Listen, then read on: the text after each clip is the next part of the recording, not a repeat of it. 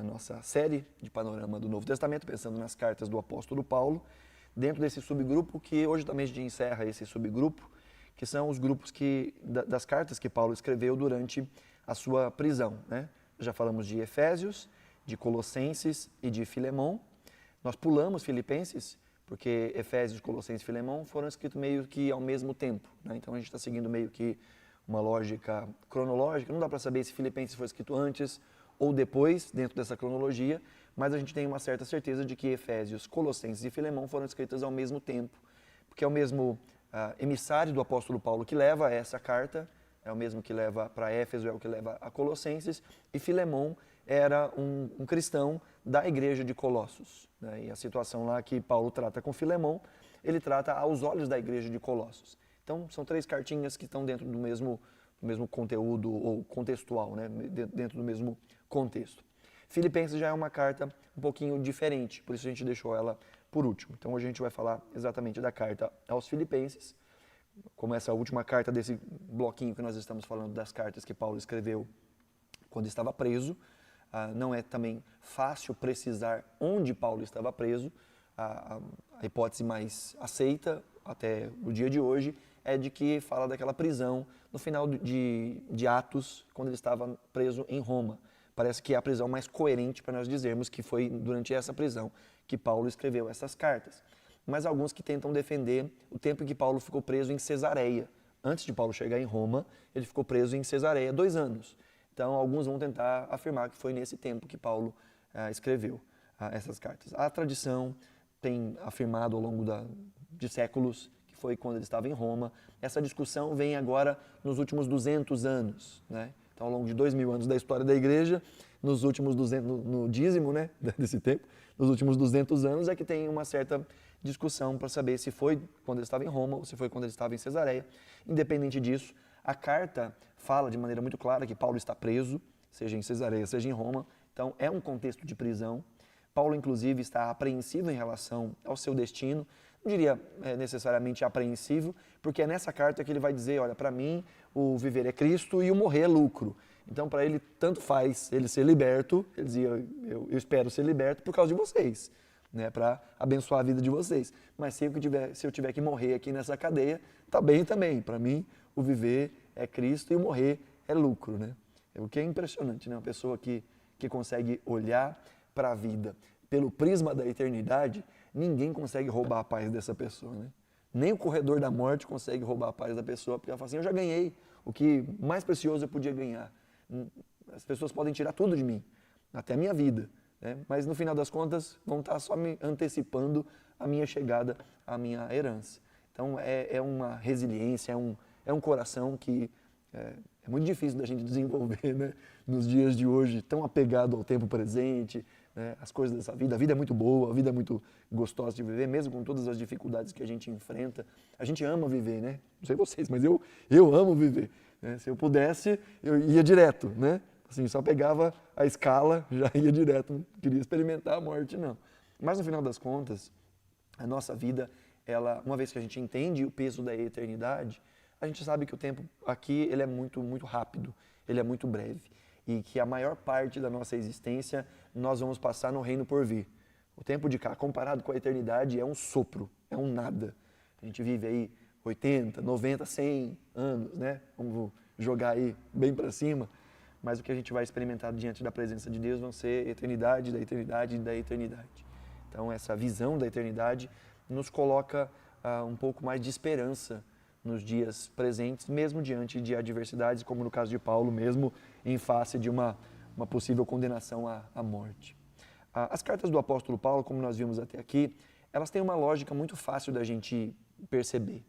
Ele gasta um tempo com teologia, né, com ensino, com doutrina, e depois ele faz uma aplicação prática e vai tratar dos dilemas de cada uma daquelas comunidades. A carta aos Filipenses ela é muito diferente. Ela não tem essa mesma lógica. Você não vai conseguir ver essa divisão clara de Paulo tratando de teoria e depois tratando de prática. Está tudo muito misturado. Essa é uma carta bem diferente. O tom dessa carta, inclusive, é um tom muito diferente. Porque essa é uma carta, a carta mais afetuosa do apóstolo Paulo. A carta não só mais alegre, porque nessa carta tão pequena, de apenas 4 capítulos, a gente vê pelo menos 16 menções à alegria, seja a alegria, seja o alegrar-se. Então, em 4 capítulos, 16 menções a essa ideia de alegrem-se, fiquem alegres. E dentro de um contexto tão complicado como o qual o apóstolo Paulo estava. Mas também é uma carta de muita gratidão, de muita satisfação, de muita alegria no relacionamento de Paulo com esses irmãos. É uma carta muito carinhosa. Paulo, inclusive, os elogia muito nessa carta. Nas outras cartas, a gente vê Paulo tecendo alguns elogios na introdução, né? Meio que, sabe aquele negócio de beija e assopra? Não, bate e assopra, né? Bate e assopra. Então, Paulo, nas cartas até as mais duras, ele começa mansinho, né? Fala que ama e tudo mais, depois é peia, né? Aqui nessa carta a gente vê, ao longo de toda a carta, Paulo agindo de uma maneira assim muito afetuosa com esses irmãos. Inclusive no capítulo 4, no verso 1, Paulo fala assim, olha, meus amados irmãos, de quem eu tenho muita saudade, vocês são a minha alegria, a minha coroa, sim, os meus amados, permaneçam desse modo firmes no Senhor. Então Paulo é muito afetuoso ao falar com esses irmãos, porque havia ali uma relação de cumplicidade muito importante e a gente vai ver, inclusive, o motivo dessa cumplicidade. Então a gente começa a carta aí no capítulo 1 com a apresentação do apóstolo Paulo e Timóteo. Vimos isso em outros momentos, ele também colocando Timóteo como o coautor de uma carta, né? Então Paulo e Timóteo, servos de Cristo Jesus, a todos os santos em Cristo Jesus, inclusive os bispos e diáconos que vivem em Filipos. Que a graça e a paz de Deus, o nosso Pai e do Senhor Jesus Cristo esteja com vocês. A saudação muito comum do apóstolo Paulo no versículo 2, o famoso graça e paz, né, que ele faz em todas as suas cartas. E aqui no versículo 1, nós vemos essa variação, mais uma vez, do apóstolo Paulo. Em muitas cartas, nós vemos ele falando Paulo, apóstolo de Cristo, quando a carta denota uma necessidade dele mostrar as suas credenciais, né, quando há um peso de autoridade necessário para corrigir algumas visões, para confrontar algumas heresias que eram ditas dentro da igreja. Então Paulo faz questão de dizer Paulo, apóstolo de Jesus, chamado por Jesus para ser apóstolo. Mas em outras cartas, como é o caso da carta aos Filipenses, Paulo se coloca nessa posição de servo. E como a gente já viu, a introdução da carta de Paulo sempre dá o tom do resto da carta. E ao longo de toda a carta, ele vai falar sobre humildade e serviço mútuo. Ele vai falar dessa postura de servo. Ele está se colocando no começo como servo, inclusive ele se coloca no mesmo pé de igualdade de Timóteo, que era discípulo de Paulo. Então ele diz Paulo e Timóteo, servos. Então no que diz respeito à servidão, nós somos iguais. Em outros momentos Paulo vai dizer, né, eu sou o apóstolo. Então ele está mostrando uma autoridade sobre a igreja, sobre a doutrina. Mas aqui ele diz, não, no que diz respeito a sermos servos do Senhor, tanto Timóteo como eu somos servos iguais. Então aí ele já se coloca nessa posição de servo. Posteriormente, ele vai usar o exemplo de Jesus como sendo servo. É nessa carta que Paulo vai usar aquela famosa sequência, né? De que Jesus, embora sendo Deus, não teve por usurpação ser igual a Deus, antes esvaziou-se a si mesmo, assumindo a forma de servo. E sendo encontrado em forma de servo, foi obediente até a morte e a morte de cruz. Então Paulo se coloca na postura de servo. Paulo vai falar de Jesus como sendo aquele que é o servo por excelência. E também no capítulo 2, Paulo vai falar de Timóteo e de Epafrodito, que é um outro irmão aqui da igreja dos Filipenses. Ele diz, eles são servos. Então ele vai dar vários exemplos de servidão, porque ele vai cobrar desses irmãos que vivam de maneira servil um para com os outros, de maneira humilde, de maneira a ajudar uns aos outros. Então o tom do início da carta já vai mostrar para onde o apóstolo Paulo está caminhando. É importante ele falar de Timóteo aqui, porque esta igreja, que foi fundada pelo apóstolo Paulo, Timóteo também estava presente quando essa igreja foi fundada. Timóteo fazia parte dessa caravana do apóstolo Paulo. Eu falo caravana, eu lembro do Silvio Santos, sei porquê, né? Caravana, vocês vieram da caravana de ontem. Mas aí, Paulo, então, nessa caravana, na sua segunda viagem missionária, junto com Silas, junto com Lucas, o autor de Atos, e eles passam ali em determinado ponto e pegam Timóteo, encontram com Timóteo. Então eles vão chegar até Filipos. Então os irmãos de Filipos conhecem Timóteo, tanto que eles querem a visita de Timóteo. E Paulo vai enviar posteriormente Timóteo ali à igreja de Filipos. O texto diz então que ele está escrevendo aos santos E quando a gente fala de santos, a gente está falando da igreja, dos irmãos, né? Acho que isso já ficou muito claro, né? Aos santos aqui é a igreja. Não está dizendo que todo mundo é santo no sentido de impecável, né? É santo porque foi santificado, foi separado por Cristo por meio da sua obra. Mas aqui ele também diz que a sua carta tem como alvo os bispos e os diáconos, que eram os oficiais da igreja. A palavra bispo, em grego seria episcopo. Ela é uma junção de duas palavras, né? Epi significa em cima, escopo ou escopos significa ver. Então o episcopo é aquele que vê por cima, o que a gente chamaria hoje de um supervisor. Então aqueles que eram responsáveis pela igreja eram chamados de aqueles que supervisionam o povo de Deus, que olham pelo povo de Deus, que cuidam do povo de Deus. E essas duas categorias aqui de serviço, elas são muito bem delimitadas na Escritura.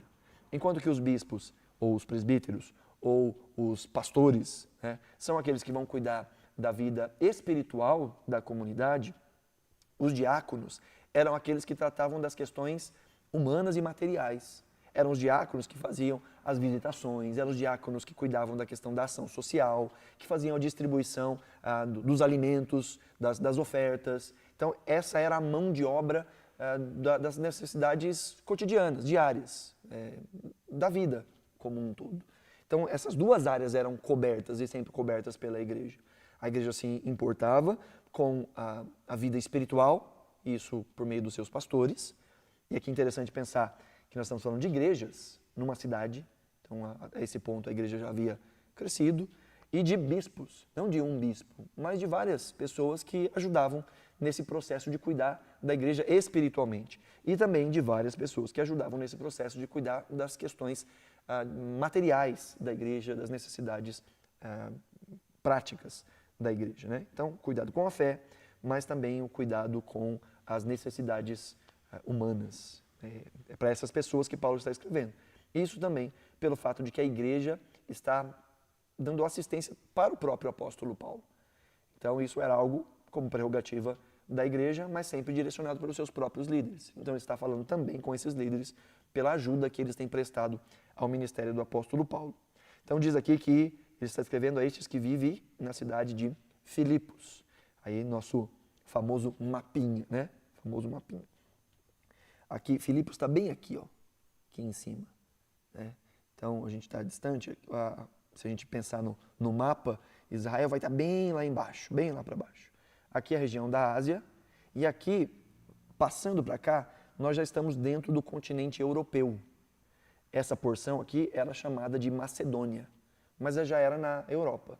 Filipos vai ser a primeira igreja da Europa, primeira igreja fundada pelo apóstolo Paulo ou pelos esforços missionários aqui na Europa, quando ele recebe uma visão da parte de Deus que ele deveria chegar e passar ali até a Europa, né? Era uma cidade muito rica, Filipos era uma cidade muito importante, uma cidade muito rica, era uma importante rota comercial, principalmente porque ali na região existia muita mineração, muitas minas de ouro. Então era um lugar de muita riqueza, era um lugar de comércio, né, e de mineração de ouro principalmente. E isso se reflete inclusive na vida da igreja, no sentido também da generosidade da igreja. Essa é uma igreja que vai ajudar o apóstolo Paulo financeiramente ao longo do ministério dele. Ele vai dizer isso, que foi a primeira igreja a ajudá-lo nos seus esforços missionários e a igreja que continuava ajudando o apóstolo Paulo, mesmo quando ele estava preso. E é a igreja que Paulo vai falar lá em Coríntios, ele fala assim, olha, vocês fizeram um compromisso de ajudar os irmãos lá na Judéia, que estão passando por dificuldades. Ele vai dizer, olha, os macedônios fizeram uma oferta fabulosa. Os filipenses são esses macedônios, dessa região da Macedônia.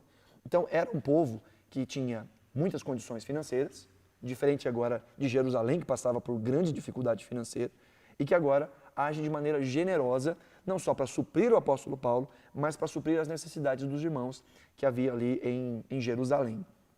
Essa cidade aqui era uma cidade importante nessa província da Macedônia, e ela recebeu esse nome de Filipos em homenagem ao que batizou essa cidade, né? Que é o famoso Filipe II. Filipe II, que foi o pai de Alexandre o Grande, lembra de Alexandre o Grande? Então, Filipe II, durante a conquista dos macedônios, ele vai dar o nome a essa cidade de Filipos, ou a cidade dos Filipes, né, para dizer outra coisa, cidade de Filipe. Tempos depois, quando o Império Romano já havia dominado, Filipos passa também a ser uma cidade muito importante. Ali acontece uma luta dentro do próprio Império Romano entre pessoas que assassinaram o antigo imperador e queriam promover uma revolta e passar a viver de maneira republicana, e o grupo que estava do lado do imperador que havia morrido, né? Então há uma guerra e quem ganha é o time do imperador, né? Que aí vai ser o Otaviano, que futuramente é chamado de Augusto, o imperador Augusto. Então ele vai, como essa guerra acontece neste local, ele vai dar a essa cidade um status muito importante dentro do Império Romano. Então essa cidade, embora estivesse muito distante de Roma, ela passa a ser considerada uma cidade romana. Ou seja, ela era uma mini Roma. Quem morava nessa cidade era considerado um cidadão romano. Quem tinha terras nessa cidade era considerado que tinha terras na própria Roma. E isso trazia uma série de benefícios para as pessoas que moravam ali. Enquanto no resto do mundo, dominado pelo Império Romano, eles tinham que pagar vários tributos, inclusive tributo de compra e venda de terreno, né? A gente acha que tributo é coisa de agora, isso aí é coisa velha, né? A pessoa vendia um terreno, comprava um terreno, tinha que pagar o tributo. Mas isso não acontecia em Filipos, porque aqueles que moravam ali eram considerados cidadãos romanos. As pessoas tinham que pagar imposto de renda, mais ou menos um imposto de renda, né? Era um imposto sobre o seu capital. Mas os cidadãos de Filipos não precisavam pagar esse tipo de imposto, nem os cidadãos romanos. Então aqueles que moravam ali, eles tinham uma série de benefícios. E isso por quê? Porque essa cidade era majoritariamente composta por gente do governo romano que havia se aposentado e ido morar lá. Era a Brasília de Roma, sabe? Então era a galera, muitos soldados que haviam se aposentado do exército, ganharam então terras aí na cidade de Filipos, então eles não pagavam impostos sobre os seus terrenos. Então era uma cidade imperial, por assim dizer. Então junta todas essas coisas, uma cidade extremamente rica, com gente que pagava pouco imposto. Imagina o narizinho empinado de toda essa galera. Esse é inclusive um dos problemas que o apóstolo Paulo vai tratar. Porque as pessoas que moravam nessa cidade se achavam superiores a todas as outras do resto do mundo. Naquele tempo, não é só agora, mas naquele tempo, havia muitas divisões, né? Então, para os judeus, só tinha dois tipos de gente. O judeu e o não judeu.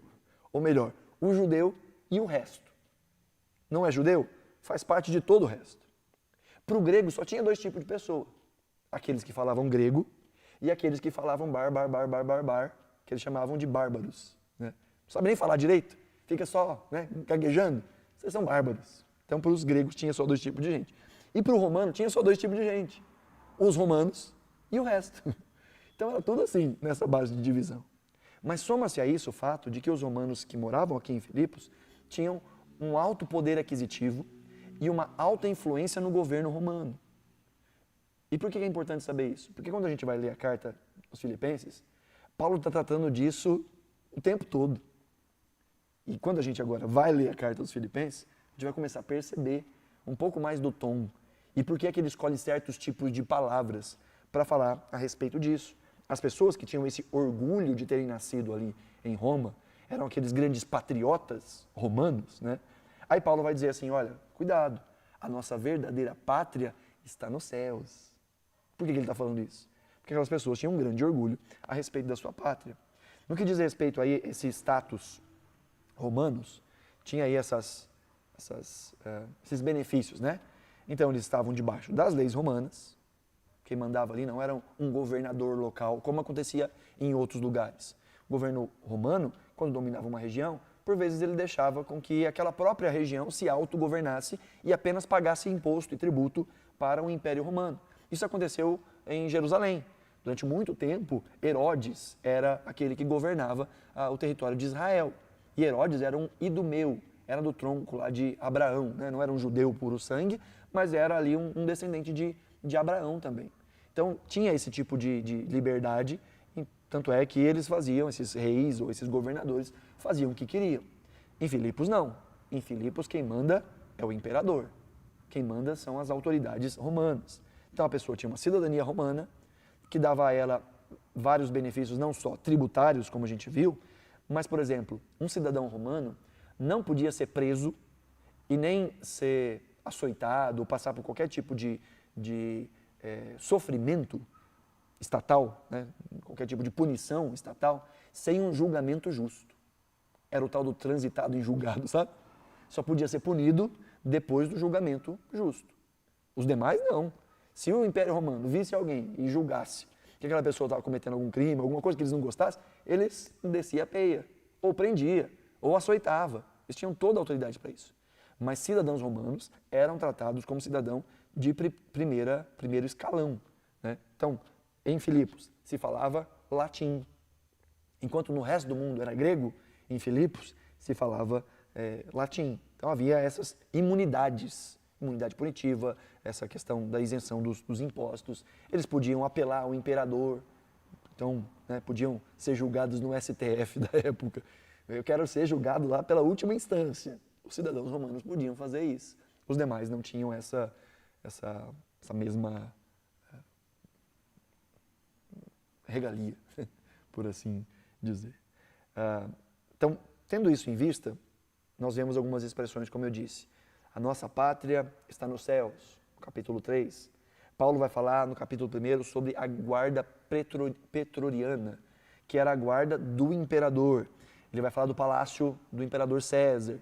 Então, tudo isso conectado com esse contexto no qual ele está vivendo. Como eu disse, é uma igreja que foi fundada pelo apóstolo Paulo durante a sua segunda viagem missionária. Não sei se vocês lembram, lá no capítulo 16, começa ali, capítulo 15, na verdade, a viagem missionária, eles saem de Antioquia, aí passam ali pela região da Galácia e tudo mais. Aí eles começam a andar e diz o texto lá, Lucas vai dizer, que eles queriam ir para um canto, mas o Espírito de Jesus os proibiu de fazer isso. Aí eles andaram um pouquinho mais. Aí eles queriam ir para Bitínia, subir, ele diz que também foi impedido por Deus de fazer isso. E durante uma noite, Paulo teve uma visão, um sonho, uma visão, em que um sujeito que ele identificou como sendo um macedônio, e aí fica mais fácil entender como os macedônios vão se vestir como romanos, né, nessa cidade. Ele identificou que era um macedônio e ele disse, passa a Macedônia e vem nos ajudar. E ele então entendeu que essa era uma resposta de Deus para onde eles deveriam ir. Não só ele, mas Lucas vai inclusive dizer em Atos, nós entendemos que essa era a direção de Deus para nós. Então aí Paulo vai pegar ali o barquinho em Troade, que era a cidade costeira, e vai então, como a gente viu ali aqui, ó, ele vem até Troade, então veja, eles vêm lá de baixo. Aí vão passar aqui pela região da Galácia, aí o texto vai dizer que eles querem ir para a Ásia pregar, né, para cima ou para baixo. O Espírito de Jesus os impede. Como? A gente não sabe. Se ele ouviu alguma coisa, se houve alguma resistência, a gente só sabe que ele disse, não deu para ir porque Jesus não deixou. Aí eles então vão continuando. Aí quando eles chegam aqui, nessa região da Mícia, diz o texto que eles querem ir para Bitínia, lá no alto. Então Paulo quer subir. E diz também que não conseguiram fazer isso. Então aí eles descem até Troade, depois da visão de Paulo, vão navegando até o porto aqui, cidade de Neápolis, e então chegam a Filipos, onde vão plantar ali a primeira igreja. Tá? Então é aqui que a gente vê no 16, 11, né? Tendo, pois, navegado de Troade, fomos diretamente para Samotrácia e no dia seguinte a Neápolis. Dali fomos a Filipos, cidade da Macedônia, primeira do distrito e colônia romana. Tudo aquilo que eu falei está aqui dentro dessa expressão, colônia romana. Aí diz, nessa cidade permanecemos alguns dias. E é muito interessante que essa igreja fundada pelo apóstolo Paulo, ela é fundada com os improváveis. Primeiro porque a primeira pessoa convertida ali é a Lídia. Lembra da Lídia? Uma vendedora, diz o texto lá, que era uma vendedora de púrpura. Lá em Atos 16, 13, né? No sábado, saímos da cidade para a beira do rio, onde nos pareceu haver um lugar de oração, e assentando-nos, falamos às mulheres que havia ali se reunido. Certa mulher, chamada Lídia, da cidade de Tiatira, vendedora de púrpura, temente a Deus, nos escutava. O Senhor lhe abriu o coração para que estivesse atenta ao que Paulo dizia. Depois de ser batizada, ela e toda a sua casa nos fez este pedido. Se julgam que eu sou fiel ao Senhor, venham ficar na minha casa, e nos constrangeu a isso. A primeira convertida é Lídia. E por que eu disse que isso aqui é tudo muito, muito estranho? Primeiro, Paulo, quando chega numa cidade, qual é o primeiro lugar que ele vai? Aí, ó, provinha agora. Quando ele vai pregar. O primeiro lugar que ele vai pregar quando ele chega numa cidade, vocês lembram? Primeiro ele vai na sinagoga. Ele é um judeu, tem um lugar cativo, onde judeus puro sangue, como ele, podem falar, ele se aproveita, né? Vai estar todo mundo ali esperando alguém falar de Deus? Vou falar de Jesus, né? Mas aqui ele chega, ele não encontra sinagoga, porque não tinha sinagoga em Filipos. E o mais interessante de tudo, para formar uma sinagoga, de acordo com as leis judaicas, só precisava de 10 homens. 10 homens adultos. Se tivesse 10 judeus adultos, podia formar uma sinagoga. E Paulo chega numa cidade onde não tinha nem 10 judeus adultos, homens adultos. Então, quando uma cidade não tinha uma sinagoga, qual é o lugar onde aqueles que temiam a Deus iam adorar? Nas margens dos rios. Porque uma das partes do ritual de adoração dos judeus era das lavagens cerimoniais. Eles lavavam a mão, lavavam o rosto, às vezes tomavam banhos cerimoniais. Então eles ficavam perto de lugar onde tinha água para facilitar esse processo. Então Paulo chega na cidade, não tem sinagoga. Onde é que eu vou achar gente que quer ouvir sobre Deus? Ele vai primeiro lá atrás de um lugar de oração, né? Que é esse lugar aqui, onde ele vai encontrar essas mulheres. E chegando lá, o que ele encontra? Mulheres. E são essas mulheres que ouvem. Lembra? No mundo antigo, as mulheres eram completamente desvalorizadas. E a mulher que vai ouvir pela primeira vez o Evangelho, nem é de Filipos. Ela é de Tiatira. Ela é lá da Ásia. Então veja, ela é uma mulher estrangeira. Já era, né, improvável. Ela que vai ouvir o Evangelho. E não só isso. Ela fura a bolha do mundo antigo. Porque mulheres no mundo antigo ou eram patrimônio do pai ou eram patrimônio do marido. Mas essa mulher é uma grande empresária. Ela é vendedora de púrpura. Olha que legal. O que era púrpura? Aqui a gente pode tanto entender a tinta púrpura ou um tecido tingido de púrpura. Essa coloração púrpura, ela era feita com base em um mexilhão, um molusco, que era encontrado nos mares, ele não era muito fácil de ser encontrado. E para fazer um pouquinho de tinta, precisava de milhares desses mexilhõezinhos pequenos para que tivesse essa cor púrpura. Não à toa que essa era a cor do império. Era a cor que só gente muito rica podia comprar.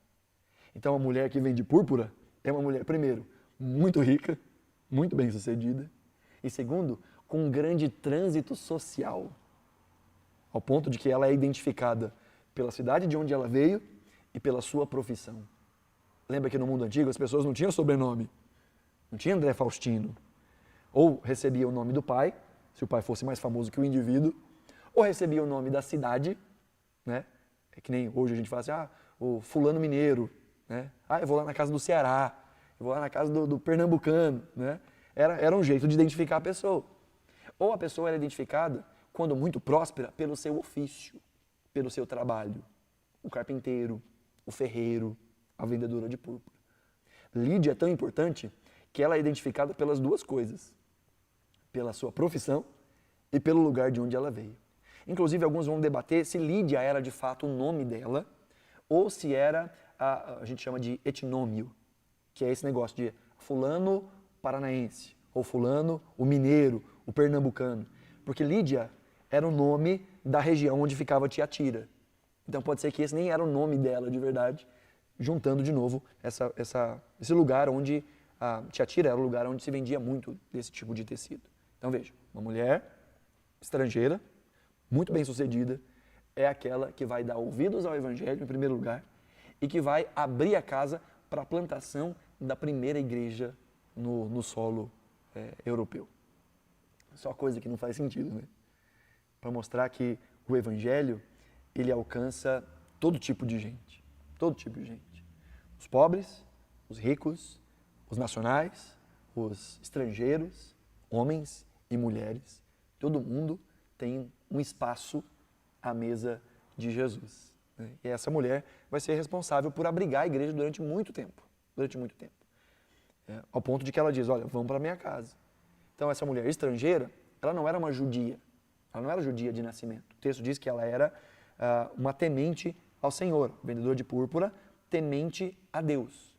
Esse termo, temente a Deus, era daqueles que não eram judeus de nascimento, eram gregos ou de outra etnia, mas que haviam se inclinado ou se convertido ao judaísmo, ou entendiam que o Deus dos judeus era o Deus verdadeiro a ser adorado. Então tudo isso está mesclado aqui, né? A primeira igreja em solo europeu começa por causa de mulheres. Então, as mulheres desempenhando um papel fundamental aqui na plantação da igreja. Logo na sequência, a gente vê mais uma mulher entrando em cena. Agora uma mulher, diz o texto, que ela era possessa de um espírito de adivinhação e que ela dava lucro para as pessoas que a escravizavam para que ela adivinhasse a sorte das pessoas. O texto vai dizer que ela via Paulo e Silas e ficava gritando várias vezes, né? Lá vão os homens de Deus, esses sim é que são homens de Deus, né? E diz o texto que Paulo ficou indignado com isso, porque de certa forma estava associando ela com eles, né? Então a mulher que adivinha, a mulher que joga cartas, a mulher que é do negócio esquisito, né? Ela diz que eles são de Deus, então eles devem ser meio juntinhos aí. E o que eles vão fazer? Vão expulsar o demônio dessa mulher. E aí ela vai ser liberta. Mas sendo liberta, ela já não dá mais lucro para os seus senhores. E isso causa problema. Então os senhores, os donos dessa mulher, por assim dizer, eles começam a apelar para esse senso patriótico dos filipenses. E começa a dizer, esse cara aqui está ensinando coisas que são contrárias aos nossos costumes romanos. Então, né, mexendo com o bril. Vem esse estrangeiro aqui e está falando contra a nossa pátria. Então aí Paulo vai ser preso, Paulo e Silas vai ser preso, vão ser açoitados, vão ser lançados no calabouço. E a gente conhece essa próxima etapa também, né? O texto vai dizer que eles ficam numa masmorra, que era um lugar, tipo uma gruta, lugar baixo, úmido, fedido, em que não tinha latrina, não tinha lugar para fazer, né, as necessidades. As pessoas ficavam presas com as mãos presas em cima e com os pés presos em troncos. Então elas não conseguiam sentar, não conseguiam deitar, ficavam presos assim. E ali faziam o que tinham que fazer. Era ali que eles ficavam presos. E é lindo que nesse lugar tão fétido, mal cheiroso, diz o texto que à meia-noite, Paulo e Silas cantavam louvores ao Senhor. No meio dessa situação tão complicada, cantavam a Deus. E tamanha foi a graça de Deus sobre eles, que diz o texto que houve um terremoto e as cadeias se romperam. O soldado que guardava Paulo e Silas, ele olha para aquela situação depois do terremoto, ele acha que todo mundo fugiu. Então ele pega uma espada e faz menção de que vai se matar. Mas ele ouve do fundo da gruta, né? Paulo gritando, não faz um negócio desse. E ele fala a famosa frase que a gente conhece e vê estampada na casa dos crentes, nos carros dos crentes, né? Paulo grita lá do fundo, crê no Senhor Jesus e será salvo tu e a tua casa, né? E diz o texto que aquele carcereiro creu em Jesus, Paulo pregou para a família dele, então o carcereiro e toda a família foi salva e foram batizados. E então vem aquelas pessoas que prenderam Paulo e eles querem ir na surdina e Paulo diz, não, de jeito nenhum. Vocês prenderam a gente em público, agora vocês vão ter que tirar a gente em público, porque nós também somos cidadãos romanos. Aí ficou o desespero, né? Não pode prender cidadão romano sem julgamento. Não pode bater em cidadão romano sem julgamento. E Paulo e Silas eram romanos. Então cria aquela situação, né? Pedem 1000 desculpas ao apóstolo Paulo e com todo jeitinho manda eles embora da cidade para não causarem mais problema, né? Então é esse grupo, a primeira igreja que nasceu ali. É uma mulher rica, estrangeira, que abre a sua casa para receber esses irmãos. Possivelmente essa mulher endemoniada que foi liberta, e agora o carcereiro e a família do carcereiro. E o finalzinho do capítulo 16 lá de Atos, lá no versículo 40, diz assim, tendo saído da prisão, Paulo e Silas dirigiram-se para a casa de Lídia, e vendo os irmãos, os animaram, depois partiram. Então a igreja começou na casa de Lídia. E aí agora a gente entende um pouco mais o contexto deste grupo de pessoas que começa agora a se aproximar desta comunidade de fé. Lídia é influente na sociedade, com alto poder aquisitivo, o carcereiro, com um trânsito entre os romanos e a elite romana, né, dos soldados, do império. E esse era o grupo de pessoas que mais tinha ali na cidade de Filipos. Então essa igreja vai crescendo com esse tipo de gente. Tanto que depois, essa igreja é que vai manter o apóstolo Paulo. Vai ser a igreja que vai cuidar financeiramente do apóstolo Paulo nas suas diversas viagens. Então qual o propósito da carta que Paulo escreve a estes irmãos 10 anos depois, quando ele já estava preso ali em Roma, né? Primeiro ele vai agradecer pela oferta que ele recebeu. Um irmão desta igreja, chamado Epafrodito, foi para lá para levar para ele a oferta que era de costume, que a igreja mandava para ele. E este Epafrodito fez isso quase que ao custo da própria vida. Ele passou muita dificuldade nesse processo. Inclusive, Paulo vai dizer que ele quase morreu por uma enfermidade que ele adquiriu ao longo desse processo. Então, Paulo está muito agradecido e está mandando uma carta para dizer aos irmãos, muito obrigado pela oferta que vocês me deram. Não é à toa que ele está cheio, né? Cheio de amores. Imagina, o cara estava preso, todo mundo tinha esquecido dele, mas tem uma igrejinha lá em Filipos que continua ajudando Paulo, inclusive, na sua cadeia. Paulo estava preso e ele tinha que custear a sua alimentação, a sua vida ali dentro da prisão. E agora esta igreja está ajudando o apóstolo Paulo. 1.300 quilômetros de distância entre Filipos e Roma, onde o apóstolo Paulo estava. Mas empreenderam todos os esforços para poder levar essa ajuda ali ao apóstolo Paulo. Então, era uma igreja de fato generosa. Epafrodito traz também ali informações a respeito da igreja.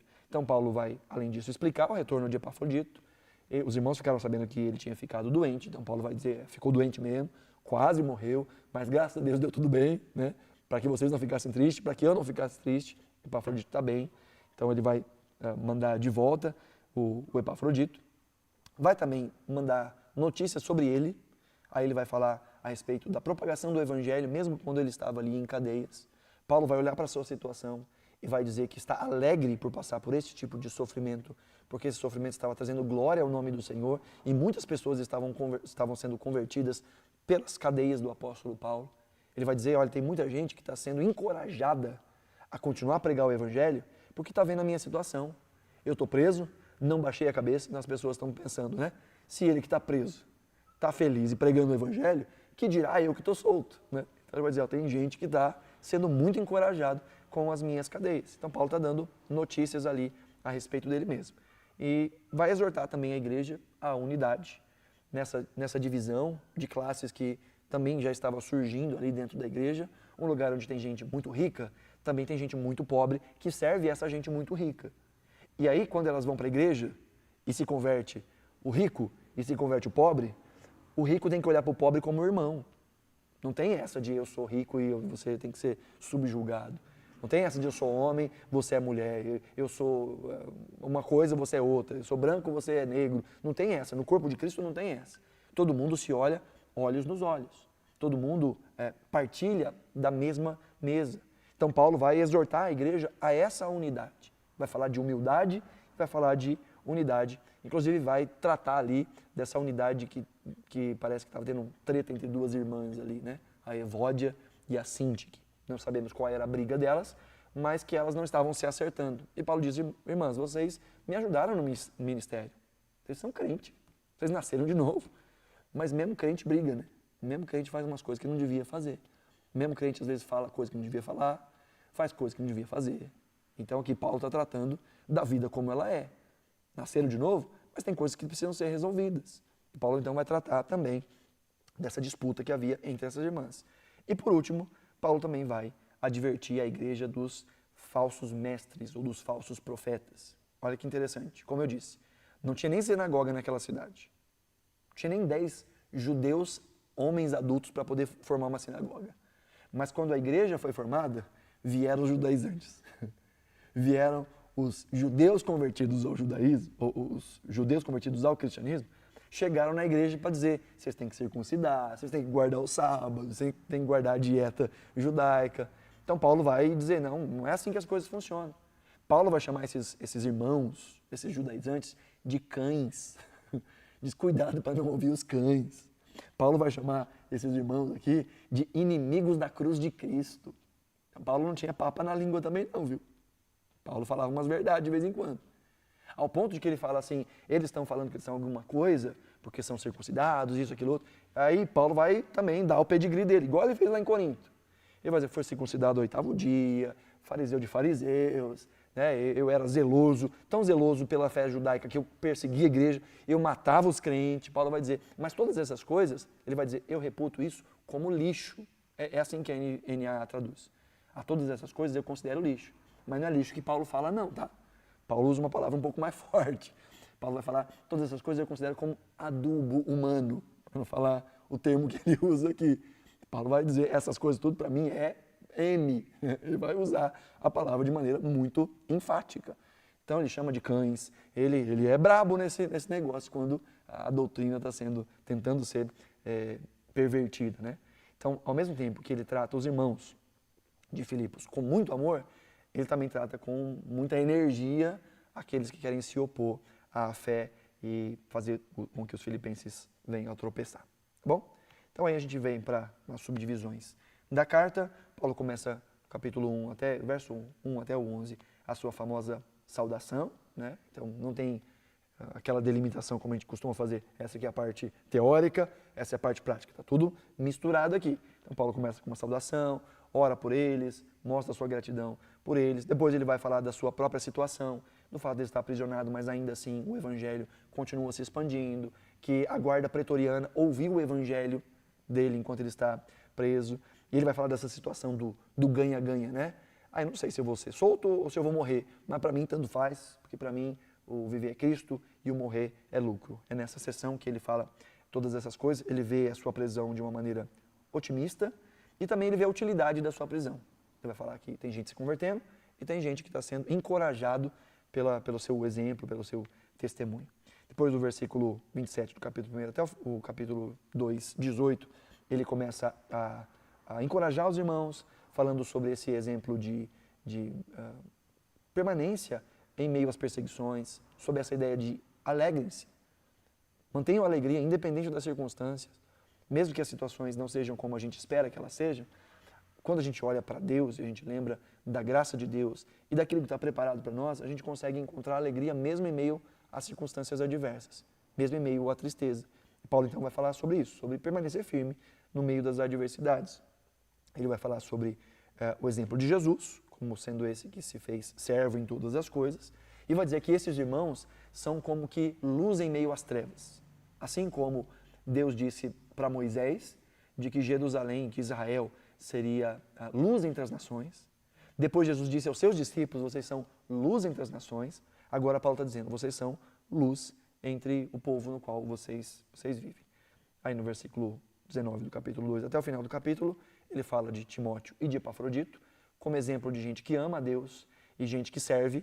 Então ele deu o exemplo dele como servo, de Jesus como servo, e agora de Epafrodito e de Timóteo como sendo servos de Deus, para estimular também o serviço entre eles. No capítulo 3 e o início do capítulo 4, a advertência contra os falsos profetas, a quem ele chama de cães, a quem ele fala que são inimigos da cruz, a quem ele chama de falsa circuncisão. Então Paulo vai expor o pedigree dele para dizer, olha, todas essas coisas eu reputei como lixo. Mas ele vai dizer também nessa sequência, eu não estou dizendo que eu sou perfeito, ele diz, não que eu já tenha alcançado. Aí tem um dos textos que eu acho mais lindos no Novo Testamento. Ele diz, mas uma coisa eu faço, esquecendo das coisas que para trás ficam, eu prossigo para o alvo, a fim de encontrar o prêmio da soberana vocação que está em Cristo Jesus. Paulo diz, eu deixo o meu passado para trás, eu não vou me ressentir do que eu fui, mas eu também não vou me orgulhar do que eu fui, eu vou olhar para frente. Então Paulo, depois de falar de tudo que ele fez de maneira religiosa, inclusive perseguiu a igreja de maneira religiosa, ele diz, todas essas coisas eu não tenho para mim como um orgulho. Diz para mim, isso aí é tudo lixo. Que na verdade o que eu preciso é de Cristo, não do meu desempenho, não da minha força, não da minha influência, não de tudo que eu conquistei ou de todas as oportunidades que eu tive. Para mim, viver é Cristo. Então, se para que eu viva de maneira humilde diante de Cristo eu preciso renunciar a tudo isso, está renunciado. Então ele diz, eu deixo para trás e eu prossigo para o alvo, a fim de encontrar o prêmio que está em Cristo Jesus. E aí então ele vai, no capítulo 4, dar algumas instruções diversas, né? Vai falar da Evódia e da Sintique, para elas se resolverem, para não ficar tretando, para não ficar tendo briga. Ele vai falar sobre a importância da oração, de se manter em oração, de se manter também de maneira alegre e motivada. Ele vai falar sobre guardar a mente e guardar o coração. É aqui nessa sequência que ele vai falar para não andar ansioso por coisa nenhuma, mas em tudo pela oração, pela súplica, com ações de graças, apresentar todos os pedidos a Deus, e aí a paz de Deus, que excede o entendimento, vai guardar o nosso coração. Paulo vai dizer que o coração ansioso é o sinal de quem não está orando o suficiente. O coração desesperado é sinal de quem precisa confiar mais em Deus. E de que esse processo acontece à medida que a gente ora mais. E vai falar, então, para que ocupe a nossa mente, somente aquilo que seja justo, nobre, puro, perfeito, de boa fama. E ele diz, então, se vocês fizerem isso, e se copiarem o exemplo de gente que ama a Deus, diz, então, o Deus da paz vai guardar a vida de vocês. Então, veja, ele fala sobre orar mais, cuidar da cabeça, não ficar pensando abobrinha, não deixar entrar na cabeça aquilo que não é justo, aquilo que não é útil, aquilo que não é nobre, aquilo que não é de boa fama.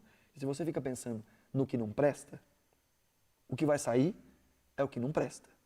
O que a gente exterioriza, como Jesus vai dizer, a boca fala, lembra do texto? Daquilo que o coração está cheio.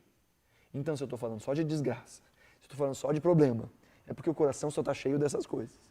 Então, Paulo fala, limpa a cabeça, primeiro, em oração, apresentando seus problemas, suas dificuldades, suas dores a Deus. Mas também filtrando aquilo que ocupa a sua mente.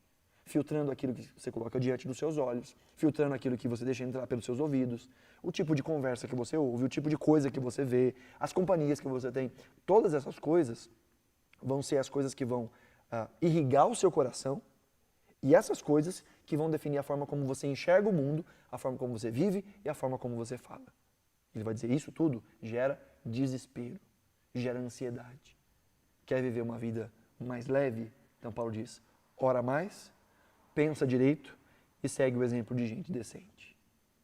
Então, o segredo para a vida cristã, que estão tentando encontrar a fórmula para uma vida abençoada, confie em Deus, ore mais. Cuidado com o que você deixa entrar na sua cabeça. E tenha bons exemplos. Tenha gente que possa caminhar ao seu lado e que você possa dizer, eu me inspiro nessa pessoa. Ao longo de toda a carta, o que Paulo está fazendo é isso. Ele aponta para Jesus como o exemplo máximo.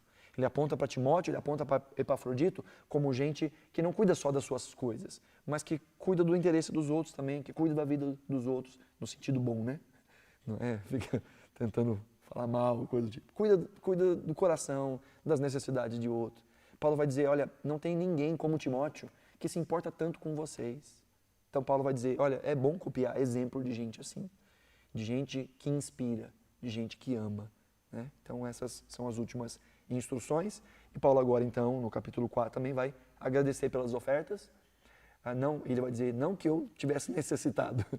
Aí ele vai dizer aquilo que às vezes os crentes não gostam de dizer. Ele diz, eu aprendi a viver. Eu sei viver com muito, eu sei viver com pouco. Eu sei ter fartura, eu sei ter escassez. E aí ele vai dizer a famosa frase, porque eu posso, lembra? Todas as coisas naquele que me fortalece. Do que ele está dizendo? Tudo que eu quiser, a teologia da Xuxa, né? Tudo que eu quiser, o cara lá de cima vai me dar. Não é isso que ele está dizendo. Ele está dizendo, porque eu creio em Deus, eu posso ter fartura, mas eu posso passar por dificuldade e ainda assim vou estar contente. E contentamento é entender que Deus nunca vai nos desamparar. E que muitas vezes aquilo que nos falta não é o que de fato a gente precisa. Porque há um Deus que cuida das nossas necessidades.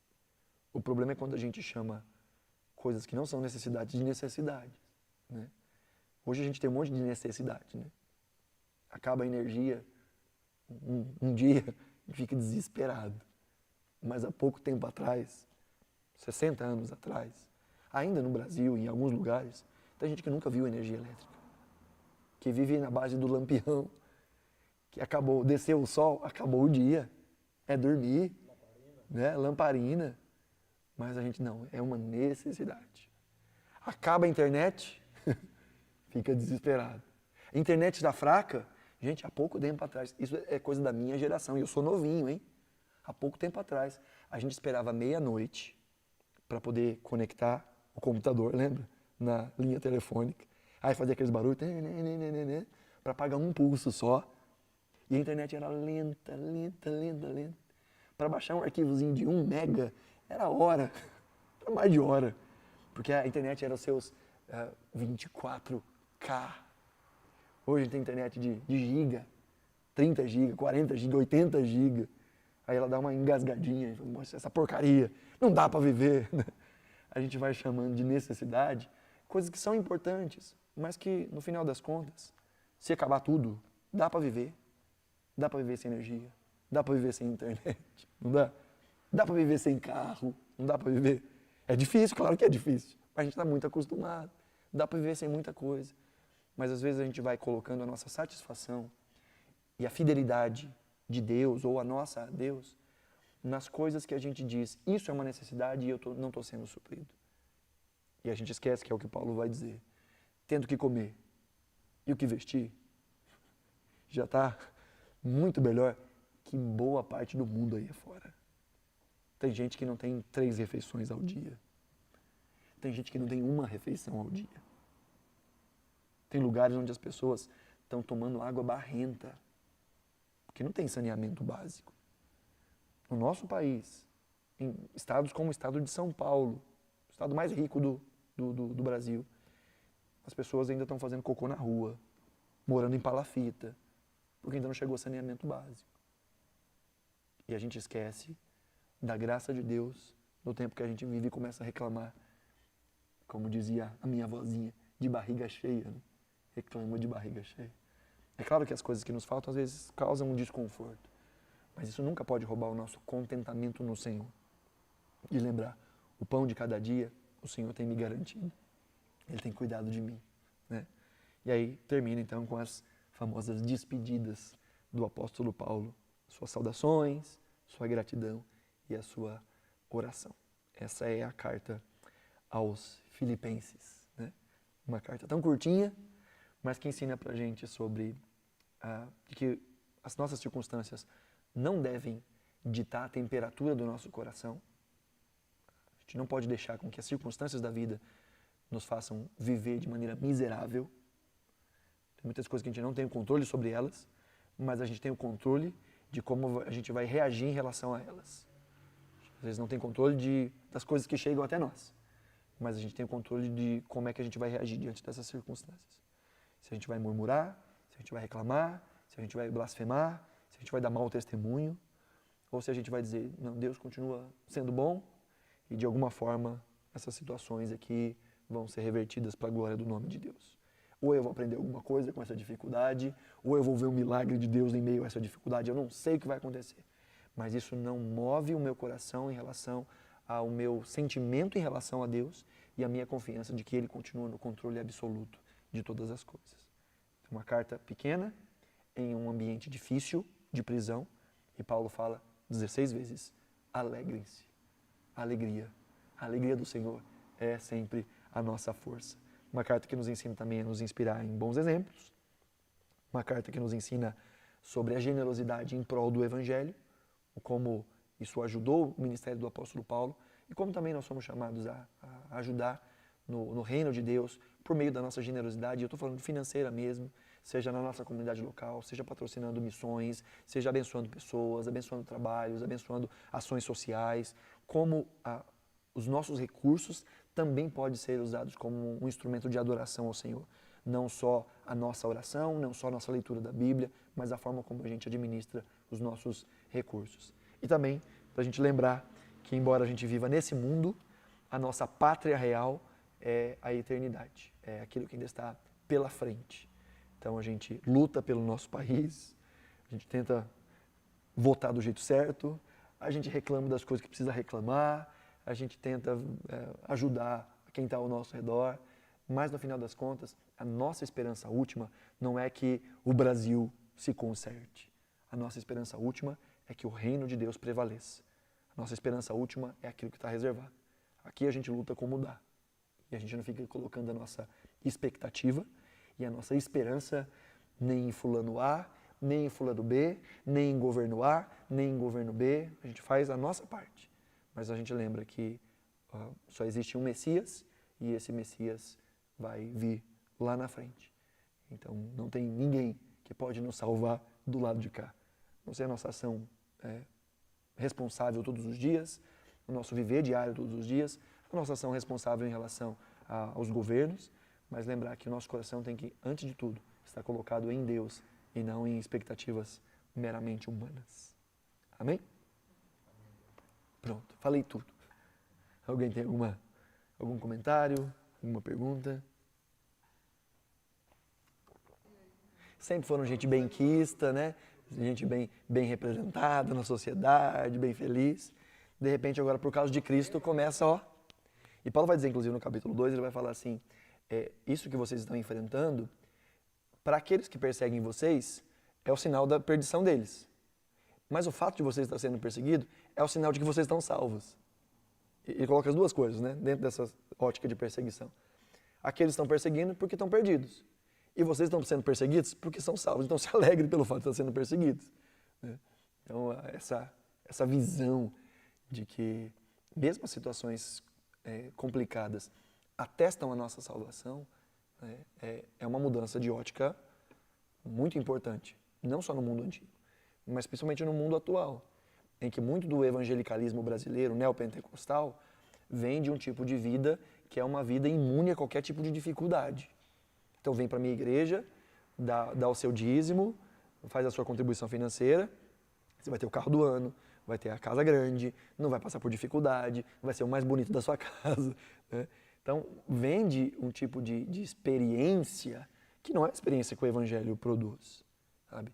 Gente que ama a Deus pode prosperar? Com certeza. Tem muitos exemplos. Os filipenses são um exemplo disso. Gente rica que amava a Deus. Agora, isso significa que todo mundo que ama a Deus vai experimentar as mesmas coisas? Não. Porque a fé não está no resultado. A fé está na pessoa. A fé não é, eu tenho fé de que isso vai acontecer. Isso não é fé. Fé é, eu creio em Deus e eu confio em Deus. O que Ele vai fazer é problema dele. Gostaria muito que Ele fizesse esse milagre, isso, aquilo, e eu oro, Senhor, faz isso. Mas dizer eu tenho fé, não é dizer eu tenho fé de que isso vai acontecer. Isso não é fé. Você pode ser um bom desejo, uma vontade. A fé, biblicamente falando, é crer no caráter de Deus. E dizer, Senhor, está aqui uma situação. Eu sei que o Senhor pode curar. Eu sei. Mas eu tenho fé em Ti. Que independente do resultado, o Senhor continua sendo bom. E independente de como isso aqui vai acontecer, no final das contas, vai ser o melhor para mim. Às vezes eu não entendo, mas eu confio no Senhor e no seu caráter. Então eu tenho fé em Ti. Isso é fé. Fé está depositada na pessoa e não na ação. Né? Às vezes essa decretação de vai acontecer tal coisa, isso não é fé. Isso na verdade é falta de fé. Porque fé é confiar em Deus. E quando a gente não confia em Deus, a gente diz o que Ele tem que fazer. Quando a gente não confia no caráter de Deus, a gente diz o único jeito real de eu ser abençoado, de eu perceber a sua bondade, é se o Senhor fizer exatamente isso que eu estou pedindo. Isso não é fé. Fé é dizer, Senhor, está nas tuas mãos. Gostaria muito que o Senhor fizesse isso, que o Senhor mudasse isso, transformasse isso. E eu sei que o Senhor pode, mas eu confio em Ti. Então tem uma música do Delínio Marçal, né? Se Deus fizer, Ele é Deus. Se não fizer, Ele é Deus. Se a porta abrir, Ele é Deus. Mas se fechar, continua sendo Deus. Aí ele fala, se a doença vier, Ele é Deus. Se curado eu for, Ele é Deus. Então, em todo tempo, Ele vai fazendo esse contraponto, né? De que o caráter de Deus não muda de acordo com as nossas circunstâncias. É o nosso coração que muda de acordo com as nossas circunstâncias. E o que a carta dos Filipenses nos ensina é exatamente isso. Posicione o seu coração em Deus. E assim, as circunstâncias não vão roubar o seu coração. Porque se o seu coração está nas circunstâncias, uma hora elas são atingidas. E aí você perde o seu coração. Se o coração está nas riquezas, uma hora você perde o coração. Se o coração está num relacionamento, uma hora esse relacionamento acaba. Seja porque a pessoa foi embora, seja porque a pessoa desistiu, seja porque a pessoa morreu. Todo relacionamento uma hora acaba. Todo casamento uma hora acaba. Toda relação com os filhos uma hora acaba. Ou fica estreitamente distante. Se o nosso coração está nessas coisas, quando isso chega em nós, a gente perde o coração. Mas se o nosso coração está em Deus, haja o que haja, haja o que houver, o nosso coração continua bem guardado. E a gente continua confiando que Deus está no controle de absolutamente todas as coisas.